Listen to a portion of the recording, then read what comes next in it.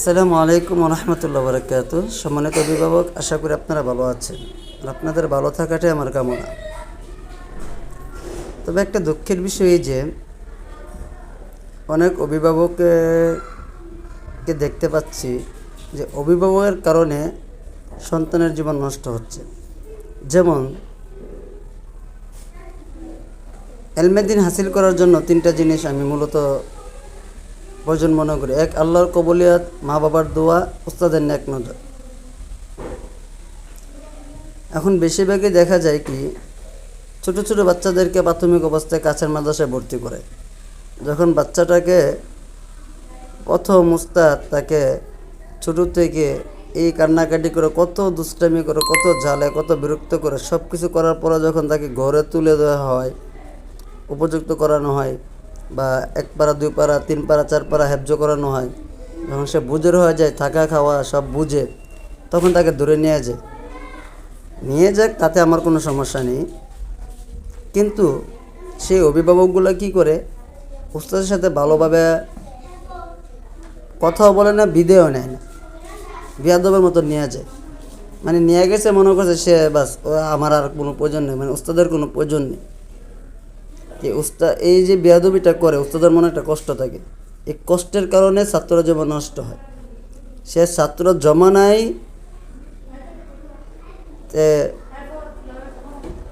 তার জীবনে ধ্বংস আসবে, আর নাহলে তার কর্মজীবনে ধ্বংস আসবে, অবনতির দিকে সে ঢেলেই থাকবে।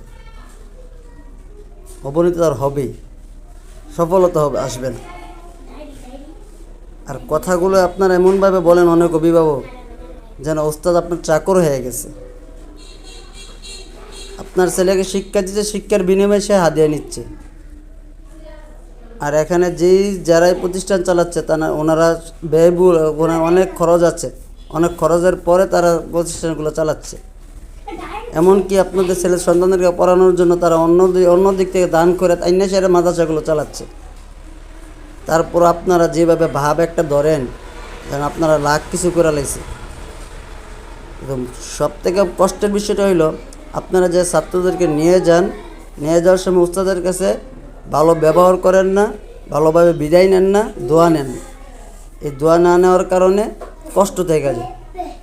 আমার সাথে আমি হাজারও দেখেছি, ছাত্র জমানে দেখেছি, উস্তাদের সাথে বেয়াদবি করার কারণে না পড়ে যেই ছাত্র 100 নম্বর পাইতো, সেই ছাত্রও দিনের পর থেকে বহিষ্কার হয়ে গেছে। এলমেদিন হাসিল করার জন্য আল্লাহর কবুলিয়াত, উস্তাদের নেক নজর লাগবে। যদি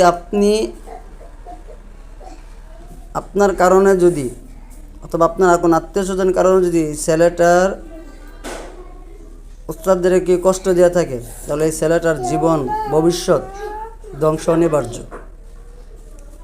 যদিও ক্ষণিকের জন্য দেখতে পাচ্ছেন যে ভালো, পরবর্তীতে আস্তে আস্তে টের পাবেন যে তার অবনতিটা কোন দিকে যাচ্ছে।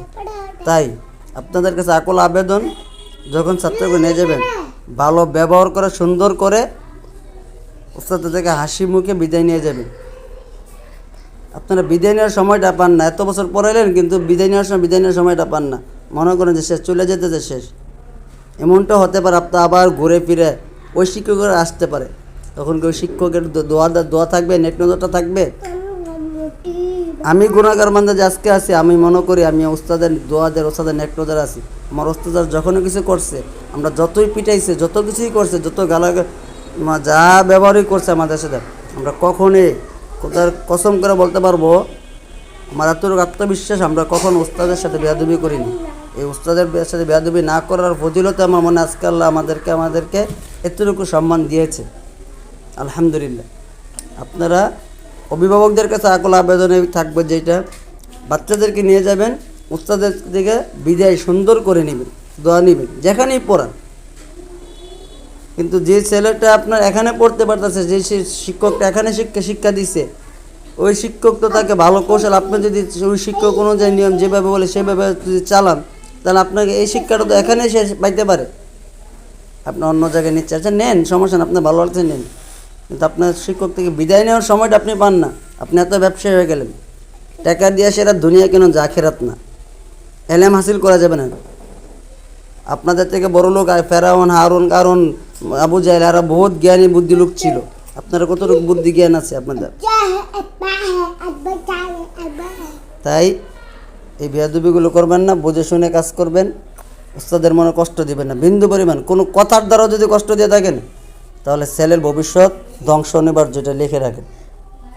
ভালো থাকবেন। আসসালামু আলাইকুম ওয়া রাহমাতুল্লাহি ওয়া বারাকাতুহু।